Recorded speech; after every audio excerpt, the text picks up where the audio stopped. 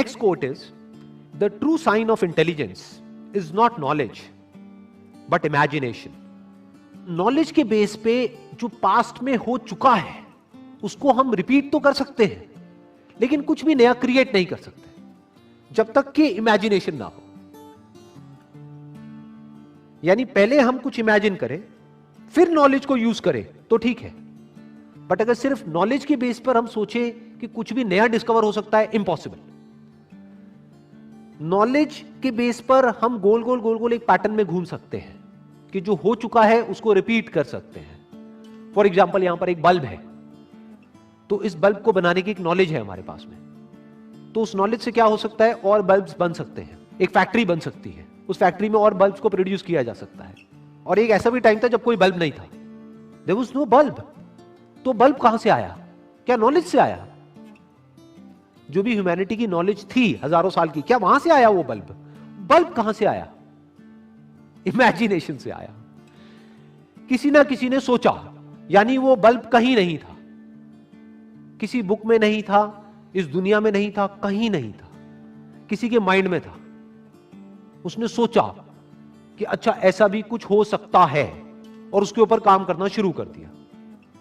तो क्या हुआ? वो इमेजिनेशन रियलिटी बन गई।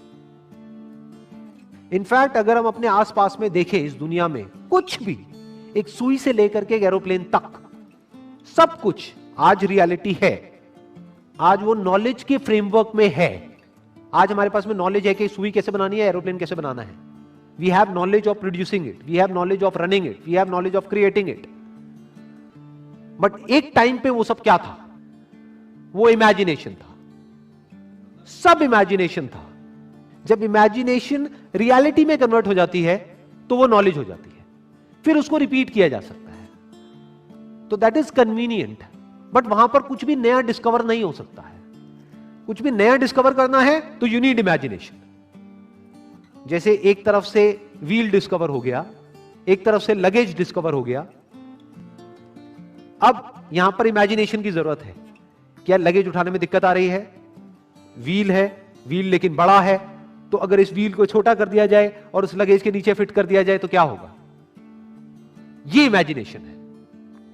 This is the difference between imagination and reality. यानी कि अगर इसको हम अपनी लाइफ से रिलेट करें तो जो भी हमारी जो करंट सिचुएशन है, या जो भी कुछ आज तक हमारे साथ में हुआ है, वो सब क्या है?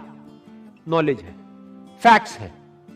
हो सकता है वो फैक्ट्स या जो हमारी रियलिटी है वो ये कह रही है कि हम लाइफ में कुछ कर ही नहीं सकते, बट इमेजिनेशन यहां पर क्या कर सकती है? इमेजिनेशन यहां पर अगर हमारे अंदर है तो हम इमेजिन कर सकते हैं कि फ्यूचर में इस रियलिटी को बदला जा सकता है। हम अपने लिए एक नया फ्यूचर इमेजिन कर सकते हैं based upon the resources that we have, based upon the knowledge that we have.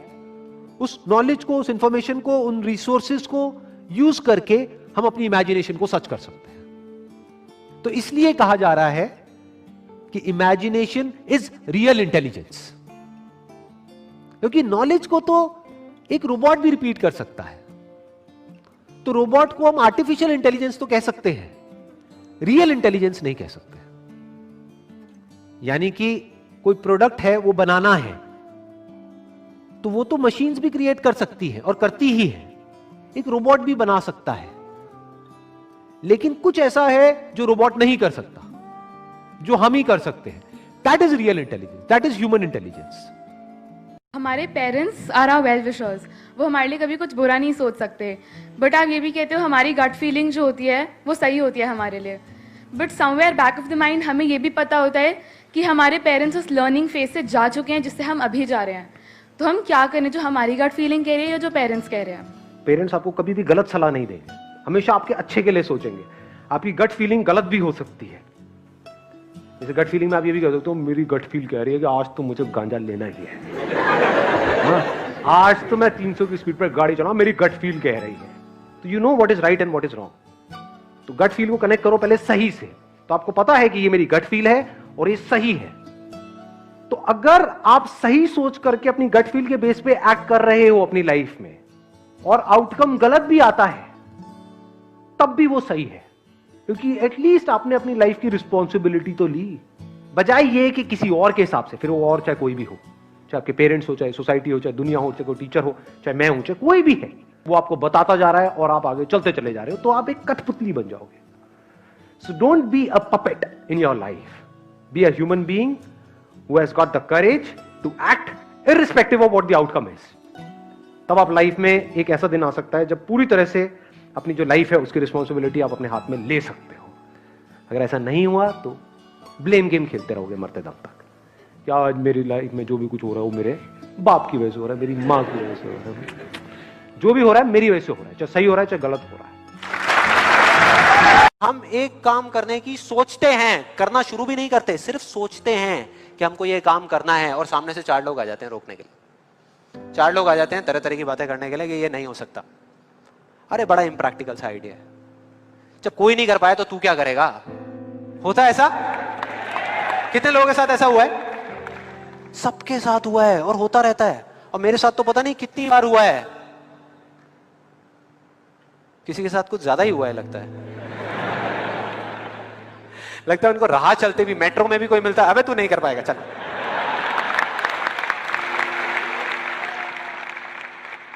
तो अब सवाल ये उठता है कि ऐसे में हम क्या करें? ऐसे में जो ऐसी बातें आपको बोल रहे हैं, ना तो आप उनका मुंह बंद कर सकते हो, ना अपने कान बंद कर सकते हो, क्योंकि वो लोग कोई राह चलते लोग नहीं होते, वो आपके अपने होते हैं, आपके अपने फ्रेंड्स हैं, रिलेटिव्स हैं, आपके घर में हैं, आपके ऑफिस में हैं। तो मैं आपको ये नहीं बोल सकता कि आप क्या करो ऐसी सिचुएशन में, लेकिन मैं ये बता सकता हूं कि मैं क्या करता था। जैसे ही कोई बोलता था मेरे को, या आज भी अगर बोलता है कि ये नहीं हो सकता या तू ये नहीं कर सकता, तो मैं ना चुप रहता हूं, ना उनसे लड़ता हूं। मैं सिर्फ एक वर्ड में उनसे एक सिंपल सा क्वेश्चन पूछता हूं, एक वर्ड में, क्यों? क्यों नहीं कर सकता? क्यों नहीं हो सकता? और जैसे ही मैं ये करता हूं उसके बाद बहुत मजा आता है। आप कभी करके देखना, बहुत मजा आएगा। 90% लोग ऐसे मिलेंगे आपको जिनके पास में इस क्यों का जवाब ही नहीं होगा, जवाब ही नहीं होगा।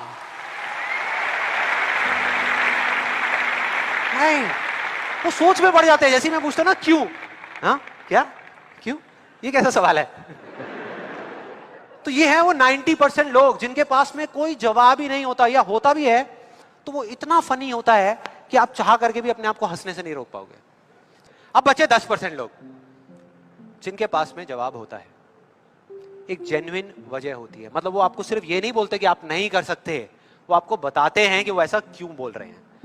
तो मुझे जब भी कोई ऐसा मिलता है तो मैं उनके पास में जाकर के शांति से बैठता हूं, उनकी सारी बात को समझता हूं, फिर अकेले में जाकर के उस प्रॉब्लम का सॉल्यूशन निकाल लेता हूं, और अपने पूरे दिल से उस इंसान को थैंक्स करता हूं।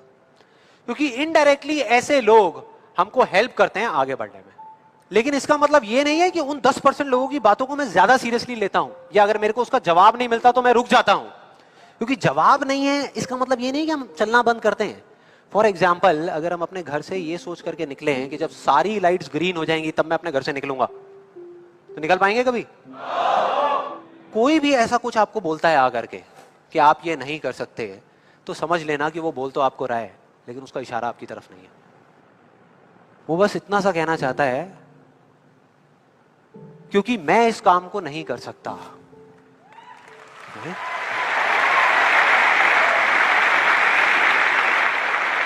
वो बस इतना सा कहना चाहता है, क्योंकि मैं इस काम को नहीं कर सकता, या मुझे नहीं पता कि इस काम को कैसे करना है, इसलिए मुझे लगता है कि इस पूरी दुनिया में कोई भी नहीं कर सकता।